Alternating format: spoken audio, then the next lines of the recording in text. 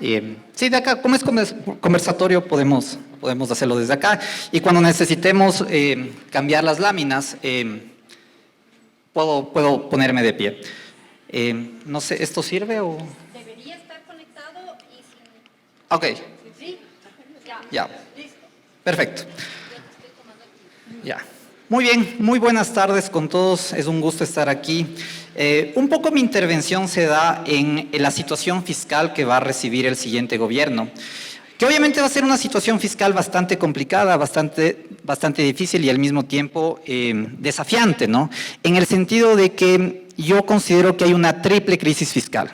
Una crisis por el lado del presupuesto, una crisis por el lado del financiamiento y una crisis por el lado del tesoro por temas de liquidez. Y mi intervención quisiera dividirla en dos partes. La primera, contarles un poquito desde mi experiencia.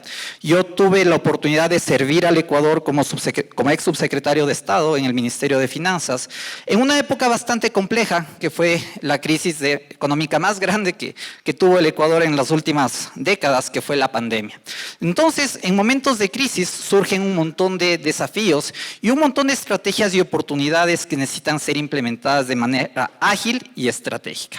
Y un poco en base a esa experiencia, justo conversábamos con Pablo antes de entrar al conversatorio, de que en principio el siguiente presidente del Ecuador por lo menos va a tener que nombrar a 380 autoridades, entre ministros, subsecretarios y asesores y viceministros. Entonces es un número bastante grande y probablemente va a haber personas que sea su primera incursión en el ámbito público y justamente lo que yo quiero es enfatizar en pequeñas recomendaciones de esas nuevas personas. La primera es que deben de considerar al servicio público como un servicio al país, ¿ok? No utilizar un cargo público para servirse a uno mismo, sino para servir al país. Estando al frente de una institución o al frente de una subsecretaría, ustedes pueden tener mucho poder y ese poder deben de usarlo para hacer el bien con miras de generar bienestar en los ecuatorianos. Dos, los nuevos servidores públicos deben ejercer su autoridad, ¿sí? Los estatutos, las leyes, les dan las competencias a los ministros, viceministros y subsecretarios, todo el ámbito para poder accionar y operar en el servicio público, ¿ok? Aquí quiero hacer mucho énfasis en que las nuevas autoridades no deben de caer en lo que yo llamo la trampa de la actividad, en donde pasas 90% de tu tiempo operando a una entidad pública y solo el 10% pensándola de manera estratégica. Eso no debe ser así, debe de reinvertirse. La operatividad será el mínimo y lo estratégico lo esencial. Tercero, hay que hacer una diferencia en lo que es administrar el Estado y lo que es administrar el sector privado. Mientras en el sector privado no puedes hacer lo que está expresamente prohibido, en el sector público, por el contrario, puedes hacer solo lo que está escrito. Y eso, desde mi punto de vista, es una gran ventaja, porque ya está todo normado y ya está todo escrito, no te puedes salir de ese esquema, ¿ok? Cuarto, es pensar que los nombramientos permanentes que tiene el sector público no les conceden una propiedad sobre los puestos a los funcionarios públicos. Y yo creo que ahí hay un desafío muy importante en el sentido de que muchas veces son los mandos medios los que impiden avanzar en un tema mucho más estratégico y de cambio del país. Quisiera recordarles a estas nuevas autoridades que existen varios mecanismos de supresión, de cesación de funciones, como la supresión de partidas, la venta y compra de renuncias, entre otras figuras que pueden aplicar justamente para prescindir de aquellos funcionarios que no aportan a las instituciones.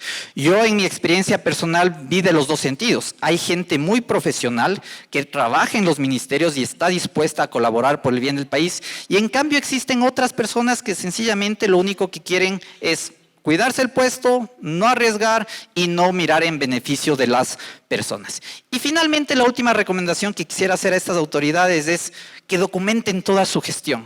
Como futuros servidores públicos, están sujetos al control de la Contraloría General del Estado. Y mientras más documenten la gestión, más generen, más informes hagan respecto a lo que han hecho, menos probabilidad va a ser que la Contraloría ejerza glosas y sanciones administrativas a su gestión. Como les dije, el sector público se puede hacer solo lo que está escrito, nada más allá de eso. Entonces, si es que tienen una gestión acorde a eso, dejar todo documentado les va a librar de muchos procesos de la Contraloría. ¿Ok? Entonces, dicho eso, quisiera un poco enfatizar en el estado en el estado que recibe o recibirá el siguiente gobierno las finanzas públicas. Yo he catalogado a este estado como una triple crisis fiscal. ¿Okay? Por un lado tenemos una crisis del presupuesto, que es lo que vamos a ahondar más en esta charla. Por otro lado, una crisis de financiamiento y una tercera crisis, que es una crisis de liquidez o la que yo llamo una crisis del Tesoro Nacional. Y en ese sentido, quisiera que vean el siguiente gráfico. ¿Ok? Este es el déficit fiscal y me permito ponerme de pie. ¿Ok?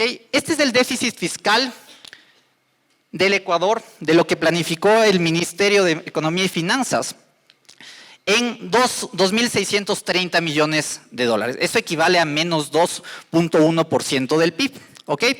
Sin embargo, no sé si ustedes han escuchado las intervenciones de las autoridades económicas. Ellos sostienen esta cifra y la sostienen hasta el día de hoy. Sin embargo, cuando descargamos las bases de ejecución presupuestaria del Ministerio de Economía y Finanzas, vemos que ya el déficit está en 2.296 millones, es decir, menos 1.9% del PIB. Y, oh sorpresa, ¿qué me encuentro? Que en el mes de septiembre no han devengado el IES y no han devengado el tema de los GATS. ¿Ok? Si ustedes se fijan en las dos últimas barras, el monto de agosto y de septiembre es exactamente lo mismo. ¿Qué quiere decir esto? Que si yo sumo aproximadamente 470 millones que provienen de los pagos que no se realizaron en el mes de septiembre de la Seguridad Social y de los gobiernos autónomos descentralizados, eso equivale a tener un menos 2.3% del PIB. ¿Ok? Eso está en camino para mirarse como una crisis de presupuesto. El déficit está creciendo. Y otra cosa no menos importante, quiero que se fijen en este gráfico de acá, el tercero en la fila. Y fíjense en el 2020, esto es la producción petrolera, esta es la producción petrolera en miles de barriles, y los números pequeños sobre la línea son el promedio diario de producción petrolera. Recordarán que en el 2020 hubo la rotura del SOTE y del OCP, aparte de las otras cosas que ocasionó la pandemia. Entonces, fíjense que la producción en ese año se redujo a 479 barriles diarios que se producían. ¿Ok? Barriles promedio por día. Pero fíjense que en el 2022 está casi al mismo nivel. Y al menos yo no he escuchado que exista una rotura petrolera de los oleoductos, ¿no es cierto? Entonces, todo apunta en que vamos a tener también una baja de producción petrolera sin sumar el hecho de que ganó la consulta popular del Yasuni y el sí. Entonces, tarde o temprano esta producción petrolera va a deprimirse más y los ingresos petroleros que recibe el Estado también van a deprimirse. Y eso sí o no que ocasiona una crisis fiscal. En este segundo gráfico, quería un poco contarles la historia del déficit fiscal mensualizado. Este año de aquí es el 2020, es diciembre, y hay un déficit solo de ingresos y gastos de 5.724 millones. Uno de los peores déficits que ha tenido el país a consecuencia del COVID. Pero evidentemente era una crisis económica. En una crisis económica el Estado recibe menos ingresos y por ende va a tener un déficit fiscal.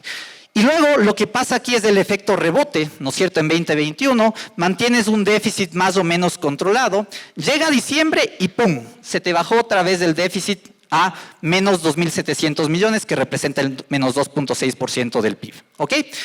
Y a septiembre de este año, ¿no es cierto? Fíjense que nosotros tenemos un déficit de 2.766 millones.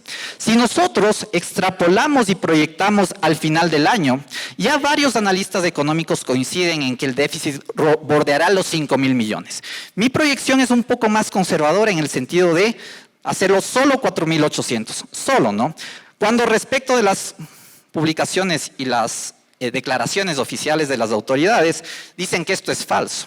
Veremos, ojalá por el bien del país no sea realidad y se tenga un menor déficit fiscal. Pero tal y como abonan las cosas, ¿no es cierto? Vamos a cerrar un déficit cercano a los 5.000 millones. Y ojo, una de las cosas también que se dice es que cuando recibió el gobierno el presidente Lasso, lo recibió con menos 7.7% del PIB. En realidad, si nosotros vemos en mayo, efectivamente recibió con un déficit, pero el déficit fue de menos 300 millones. Obviamente ese déficit se sigue acumulando a lo largo de los meses y va a terminar en lo que terminó en el año 2021, en 2.786 millones. Entonces, es una crisis fiscal. Sí, se va a recibir una crisis fiscal las siguientes autoridades que va a requerir acciones inmediatas. ¿Ok? Crisis de financiamiento, y en estas dos voy a ir brevemente, porque fíjense que las necesidades de financiamiento del Estado ecuatoriano son de aproximadamente 9.000 millones. Al Estado, a septiembre de este año, han entrado únicamente 4.000 millones. Y en el mejor de los casos, entrarán unos 1.200 millones adicionales por deuda externa y unos 616 millones adicionales por deuda interna. Pero en sí no alcanza para cubrir las necesidades de financiamiento de alrededor de 9.000 millones. Y una crisis del Tesoro Nacional, es decir, una crisis de liquidez. El Ministerio de Finanzas no cuenta con la plata en la cuenta única del Tesoro para pagar sus obligaciones. Y ustedes deben de haber escuchado en las noticias recientes que el déficit fiscal, que el pago que tiene finanzas pendiente a la Seguridad Social es de aproximadamente 1.400 millones. ¿Por qué no paga? Porque justamente hay una crisis de liquidez. No se traen desembolsos del exterior, no se genera desembolsos de deuda interna y eso desemboca en un tema de liquidez. Ok, ahora, ¿cuáles son las estrategias que el nuevo gobierno debe emplear en el sentido de generar soluciones ágiles y rápidas para tener los recursos para cumplir los ofrecimientos de campaña? Y espero que este gráfico les indigne tanto como a mí. ¿Ok? Este es el gasto ejecutado en el 2022. La primera barra es el monto que se genera, aunque se gasta en subsidios. Se gasta 3.328 millones. Pero ¿saben cuánto gastó el Ministerio de Educación en ese mismo año? 300 millones. El Ministerio de Salud, 2.800 millones. El Ministerio de Inclusión Económica y Social, 1.589 millones. Defensa y Policía, ni juntos alcanza el monto de los subsidios. Esto es lo que debería minar el capital político del futuro presidente. El no hacer nada y ser cómplice de este atraco a las finanzas públicas. Estamos literalmente quemando la plata que nos llega en subsidios. Y ok, no te digo que quiten los subsidios, focalízalos y tómate de estos 3.300, 1.000 millones. 1.000 millones que los puedes destinar o redireccionar a educación, a salud y ahora a la principal problemática, seguridad. ¿Ok? Entonces, es algo que debemos de pensar. Segunda estrategia.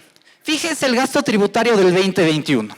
El gasto tributario son aquellos ingresos por impuestos que el Estado deja de recibir a consecuencia de excepciones tributarias, incentivos tributarios. Ese gasto llega a 6.339 millones, cuando el Ministerio de Salud Pública en ese año ejecutó 2.979, uno de los mejores años de ejecución del Ministerio de Salud Pública. Entonces, claro, evidentemente, políticamente, esto no es del todo factible porque aquí se van a encontrar un montón de intereses económicos. ¿Quién está atrás de estos incentivos tributarios? ¿Quién está atrás de estas excepciones tributarias que se están dando en el país? Y obviamente habrá que mirar nuevamente, echar un vistazo y ver qué espacio fiscal se puede corregir acá. Dos estrategias más que propongo. La una amnistía tributaria. El top 500 debe al SRI 2.300 millones. Y con la amnistía tributaria no digo que se perdone el capital, pero sí las multas e intereses para que la gente tenga incentivos de ponerse a igualarse con el SRI, con sus obligaciones tributarias. Y sería el segundo. Vamos a enfrentar un fenómeno del niño al final del año que probablemente conlleve a un estado de excepción. Y en estado de excepción, la Constitución le permite al presidente anticipar impuestos. En el 2020 ya se utilizó esta estrategia y se logró recaudar 263 millones de dólares. ¿Ok? Y finalmente, no solo debemos de ver el tema fiscal por el lado del ingreso, sino también por el lado del gasto. Optimización del gasto y recorte del gasto improductivo. ¿Ok?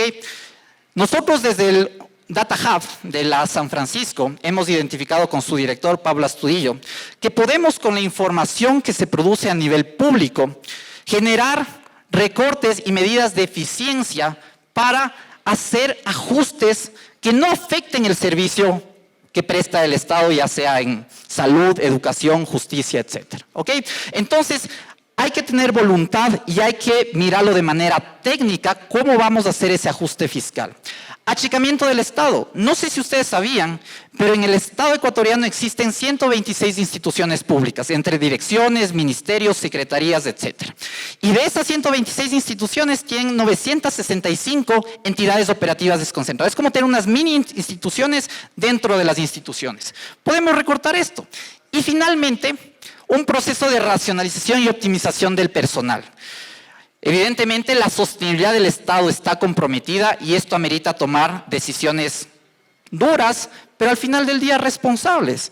Y en medio de una crisis fiscal, ¿no es cierto?, hay la posibilidad también de liquidar a ese personal, ya sea en efectivo o en bonos del Estado. O sea, utilicemos toda la capacidad operativa que tiene el Estado para poder darle gobernabilidad y darle una estrategia fiscal adecuada para que puedan cumplir las propuestas y encaminen al Ecuador en el rumbo del crecimiento. Gracias.